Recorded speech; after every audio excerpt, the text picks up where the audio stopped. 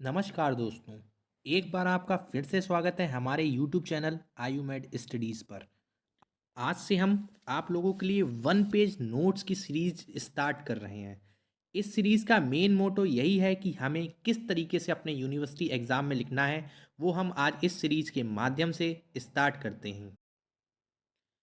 आज का हमारा जो टॉपिक है, हम पढ़ेंगे रस धातु। रस, तो सबसे पहले रस धातु।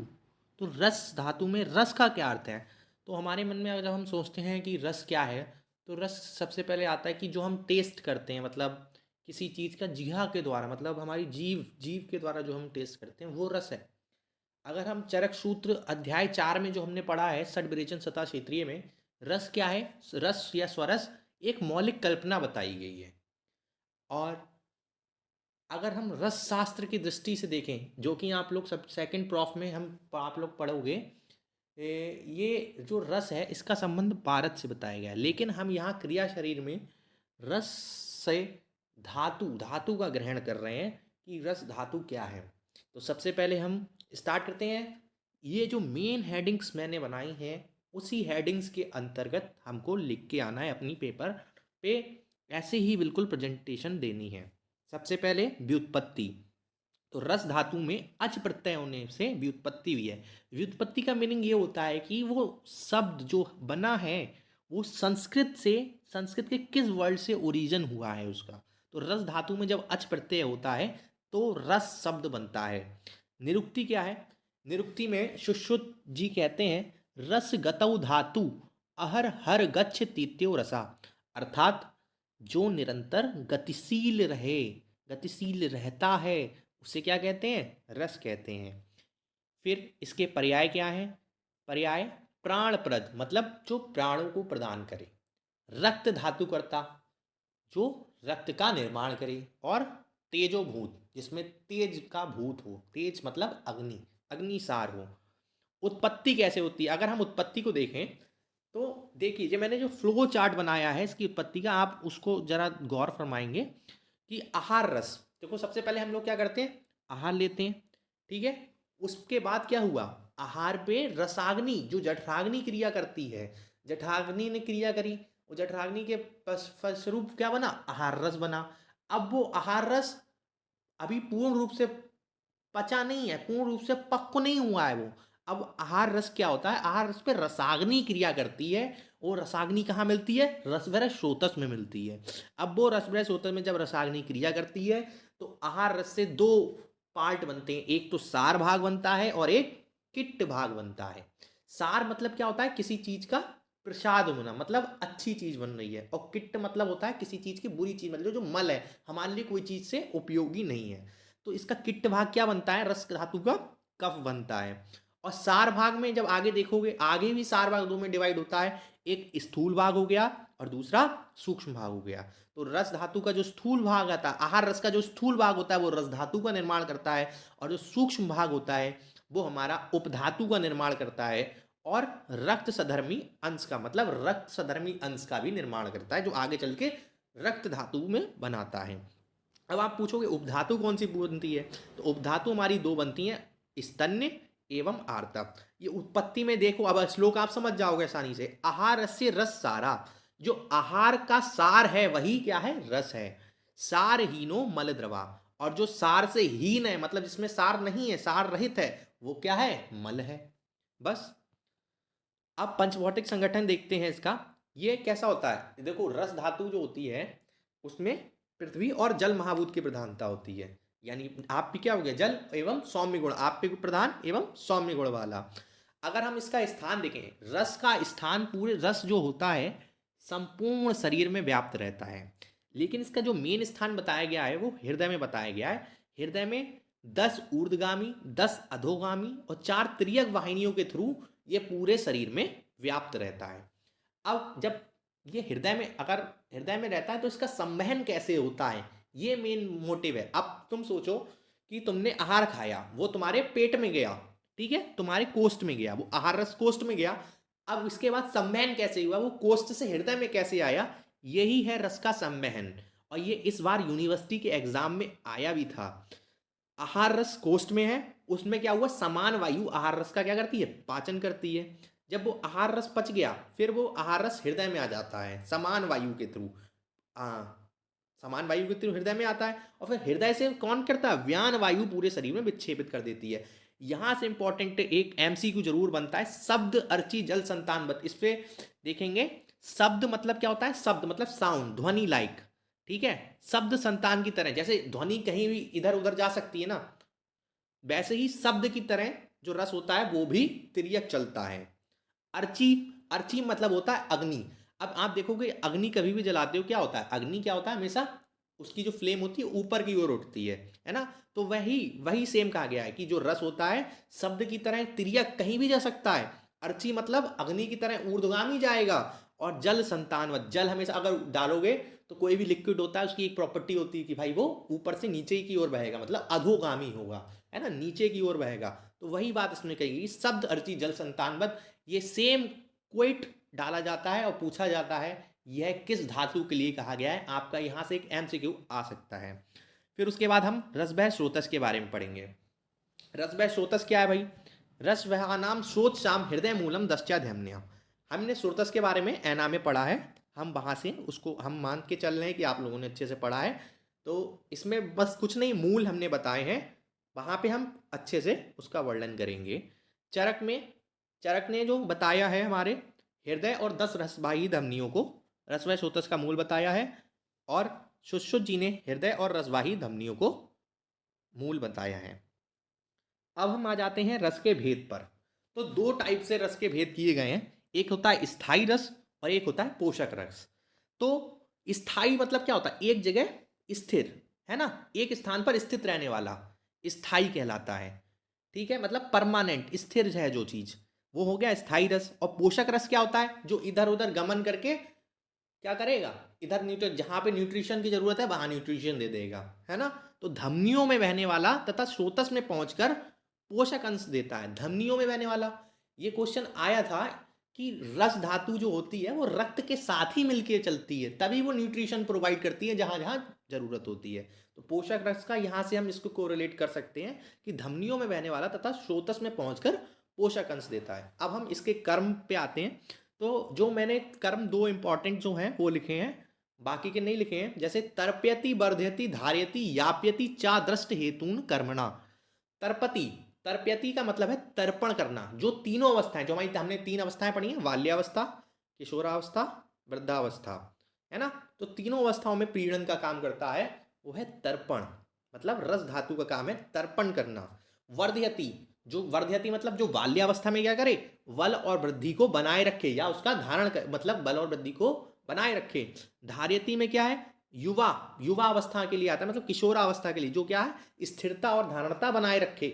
याप्यति मतलब वृद्धावस्था के लिए आया है, याप्यति कर्म, यापन कर्म, जो मतलब दोष यापन, वृद्ध जब बूढ़े लोग हो जाते हैं उनका क्या होता है, धातु दोष क्या होने, क्षीण होने लगते हैं, तो उनसे बचाना, वो चीज कहलाती है यापन करना। तो हो गया तर्प्यति वर्धयति धार्यति याप्यति चा दृष्ट हेतु केन कर्मणा।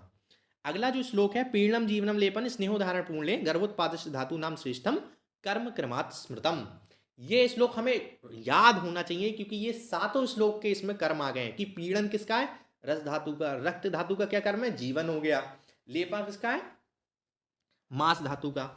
ऐसी सब धातु के इसमें कर्म आ गए हैं, तो हमें रस धातु में भी लिख सकते हैं। फिर आगे रक्त, अगर रक्त आ जाती है एग्जाम में तो हम रक्त धातु में भी लिख सकते हैं। तो पीड़न हम यहाँ से नोट कर लेंगे कि पीड़न कर्म होता है रस धातु का। अन्य कर्म में देखोगे कि शरीर को तुष्टि प्रदान करता है, मतलब बल प्रदान करता है, तथा रक्त सधर्मी अंश का निर्माण करता है। जैसे हमने केदारी कुल्या दधि क्षीर का क्षीर केदारी कुल्या न्याय और खले कपोत न्याय में पढ़ा था ना कि भाई रक्त अगली धातु उत्तरोत्तर धातु का निर्माण होता है। तो वैसे ही इसमें भी बताया गया कि रक्त सधर्मी अंश का निर्माण है। क्या उपधातु कौन सी बनी थी हमारी, स्तन्य और आर्तव उपधातु हो गई।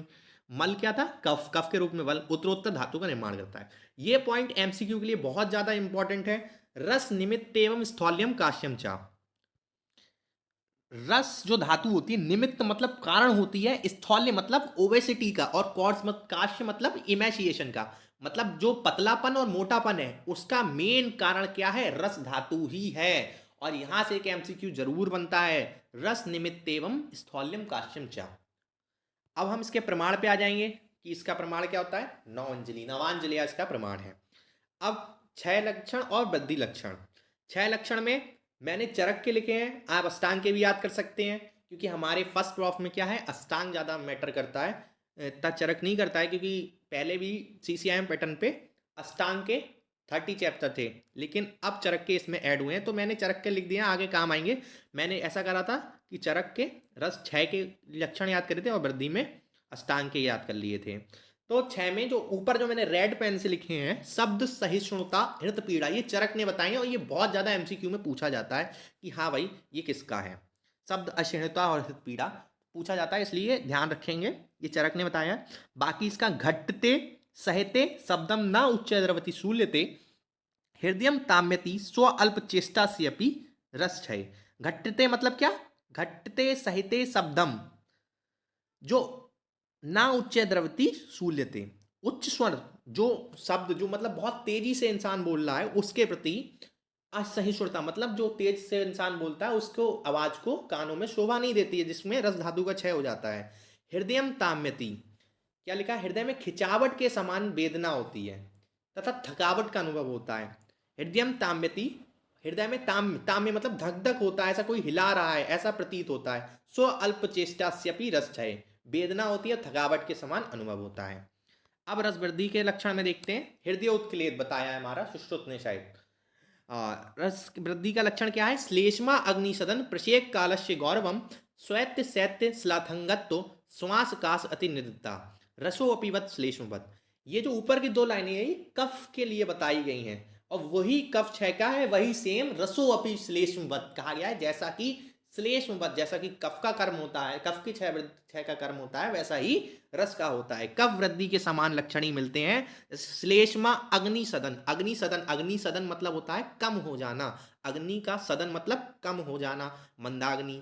प्रशेक मतलब होता है लालाश्राव, मतलब सलाइवा, लालाश्राव मतलब सलाइवा, प्रशेक। आलस्य गौरवम, आलस्य मतलब होता है आलसीपन, लेजीनेस। गौरवम मतलब गौरवता, मतलब ओबेसिटी। श्वेत शैत्य श्लाथांगत्व, श्वेत मतलब होता है, श्वेत मतलब श्वेतता, अंगों में क्या हो जाएगी, श्वेतपन आ जाएगा, मतलब ल्यूकोडर्मा, ल्यूकोडर्मा से हम रिलेट कर सकते हैं। शैत्य शिथिलता आएगी, कोई काम करने में मन नहीं लगे। श्लाथांगत्व, शैत्य श्वेत श्लाथांगत्व, श्लाथांगत्व मतलब स्थिर पड़ जाएगा शरीर। श्वास काश अति निद्रता, श्वास काश होगी और अति निद्रता आएगी, है ना। ठीक है, इस प्रकार के हमने रसवृद्धि के भी लक्षण कर लिए, है ना। फिर मैंने एक मेन कॉन्सेप्ट इसमें ऐड करा है, आश्रय आश्रयी भाव का। ये आप अष्टांग हृदय के 11वें चैप्टर में पढ़ोगे, लेकिन मैंने इसको ऐड कर दिया, इंपॉर्टेंट है, ये आपके नोट्स को थोड़ा और यूनिक बना सकता है आपकी प्रेजेंटेशन को, इसलिए मैंने इसको ऐड करा है। आश्रय क्या होता है, जिसमें दोष दूष्य रहते हैं, ठीक है। दूष्य क्या होते हैं, या तो दोष होगा या धातुएं होंगी, इनको मिला के दूष्य कहते हैं। तो रस धातु का आश्रय आश्रयी भाव देखते हैं। आश्रय रस धातु होती है, मतलब जहां रस धातु के आश्रय में आश्रयी कौन होता है, कफ। कफ क्या आता है, मल होता है। अगर इसकी वृद्धि की चिकित्सा देखेंगे तो वृद्धि की चिकित्सा में लंघन कराते हैं, और क्षय की चिकित्सा में हम ब्रहण कराते हैं। अब आ जाते हैं त्वक्सार पुरुष के लक्षण। त्वक्सार पुरुष के लक्षण देखने से पहले हम एक कॉन्सेप्ट आपको और बताऊंगे कि अष्टविध सार क्या होता है। तो सबसे पहले अष्टविध सार में देखो, अष्टविध सार का वर्णन आचार्य चरक ने विमान स्थान अध्याय 8 में रोग विसर्ग जीती अध्याय में किया है।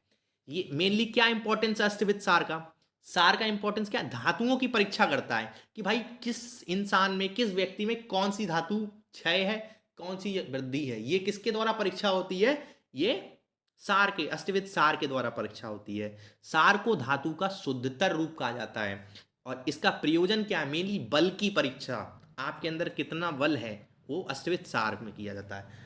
ये अष्टविध सार बल व स्थिरता का द्योतक है। अगर इसको हम मॉडर्न साइंस से कोरिलेट करें तो ये स्टेमिना इसको हम कह सकते हैं। अब इसका श्लोक हम देखते हैं, सार्याणाम अष्टौ पुरुषाणाम, सभी पुरुषों में 8 सारों को देखा जाता है, तभी इसका नाम अष्टविध सार का। साराण या अष्टौ पुरुषाणाम वो क्या बताते हैं, वल मान विशेष ज्ञानार्थम, जो वल और मान के विशेष ज्ञान को बताते हैं। ज्ञानार्थम उपदिश्यन्ते, उपदिश्यन्ते मतलब बताते हैं। तद्यता क्या, कौन कौन से हैं वो 8, त्वग रक्त मांस मेदो अस्थि, मेदो अस्थि मज्जा शुक्र सत्व अनीति। कौन कौन से हैं, आयु एवं स्वाभाविक की दृष्टि से ये बताए गए हैं। त्वच, रक्त, मांस, मेद, अस्थि, मज्जा, शुक्र और सत्व। ये सीक्वेंस वाइज यहाँ तक श्रेष्ठतम सार है। ठीक है, श्रेष्ठतम सार अगर देखेंगे त्वक से रक्त, रक्त से मांस सार वाला अधिक अच्छा होता है, रक्त मांस से मेद वाला, मेद से अस्थि वाला, अस्थि से मज्जा सार वाला, शुक्र से सत्व सार वाला। सबसे अच्छा जो माना गया है सत्व सार वाला माना गया है, श्रेष्ठतम सार इसको माना गया है। अब हम त्वक सार वाले के लक्षण पढ़ेंगे कि मेनली त्वक सार वाले पुरुष के लक्षण क्या हैं। इसका भी वर्णन चरक विमान 8 में किया गया है। सारे सार पुरुषों का चरक विमान 8 में उसका वर्णन किया गया है। तो लिखा है तत्र स्निग्ध सलक्षण मृदु प्रसन्न सूक्ष्म अल्प गंभीर सुकुमार लोमा सप्रभेव चा त्वक साराणाम। कि जो स्किन होती है त्वक सार पुरुष के लोगों की, त्वक सार पुरुष व्यक्ति की जो स्किन होती है वो कैसी होती है? स्निग्ध होती है, सुलक्षण होती है, मृदु होती है, प्रसन्न होती है, सूक्ष्म सूक्ष्म अल्प गंभीर सुकुमार लोमा, जो सूक्ष्म अर्थात पतली गहरी सुकुमार रोम वाली एवं चमकदार होती है। इस प्रकार का सार होना, सारता, इस प्रकार का जो सार होता है सुख सौभाग्य ऐश्वर्य उपभोग बुद्धि विद्या आरोग्य प्रहर्षण अन्य आयुष्यतम चा अस्ते। इस प्रकार का जो सार होता है वो क्या करता है? सुख, सौभाग्य, ऐश्वर्य, उपभोग, बुद्धि, विद्या, आरोग्य, प्रसन्नता तथा दीर्घायु का सूचक होता है। इस प्रकार से हमने ये अपनी पूरी रस धातु कंप्लीट कर ली और आशा करता हूँ इसके बाहर कोई भी एक भी क्वेश्चन नहीं जाएगा। और इसके नोट्स के लिए आप हमारे व्हाट्सएप ग्रुप चैनल पर कांटेक्ट कर सकते हैं। ठीक है, थैंक यू।